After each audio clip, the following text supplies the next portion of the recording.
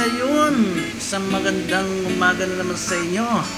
Tara, samahan niyo kami bumiyahe papunta sa Barangay Lourdes, Occidental, Mindoro. Let's go! Yun, finally, nakarating na kami rito sa Batangas Port. Then nakapila kami para sumakay ng barko papuntang Calapan, Oriental, Mindoro.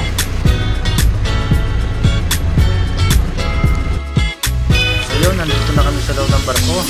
Ang nasakayan nga pala namin ng barko ay Pascat. Grabe, sobrang linis. Dinayan yung kantin nila. Then dito kami nakaupo sa seat number 157 and 158.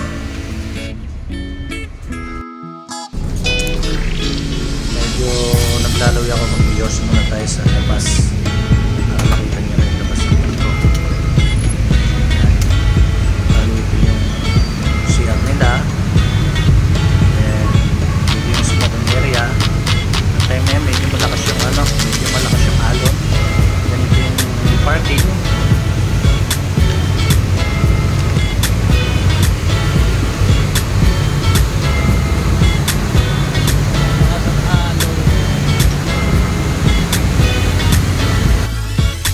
Yun, finally, nakarating na kami rito sa Port of Calapan.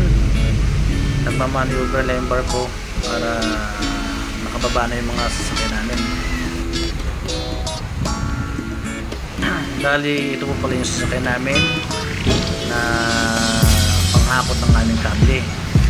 At papunta kami ngayon sa Barangay Lourdes sa Magsaysay, Occidental, Mindoro.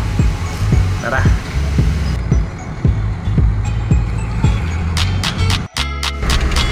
Medyo matagtag. Tara, samahan niyo kami.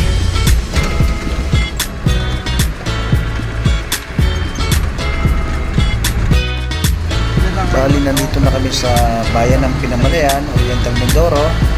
Nagugutom na sa Boss Julius. Kakain muna kami. Let's go! Dahil puno yung Jollibee, naisipan namin dito na kami kumain sa Tamindaan. Magdatag na lang kami na sapin. Tara, kain tayo.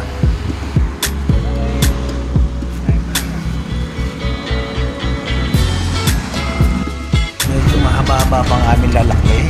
Nandito pala kami sa bayan ng Buhabang Oriental.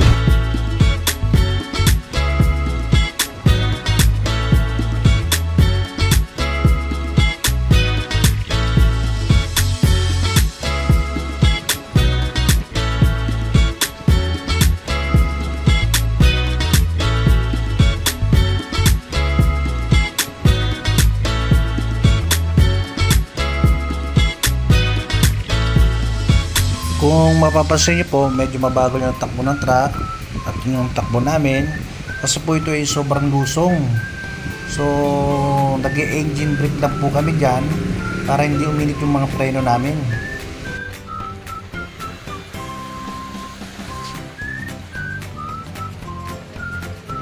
Ay, sa wakas nakarating din kami sa bayan ng Magsaysay.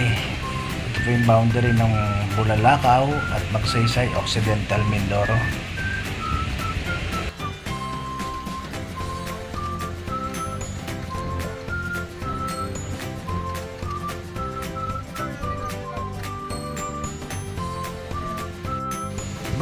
Bali, ito po, nakarating na po kami sa Barangay Lourdes, Occidental, Mindoro para kunin namin yung mga natitira namin kable.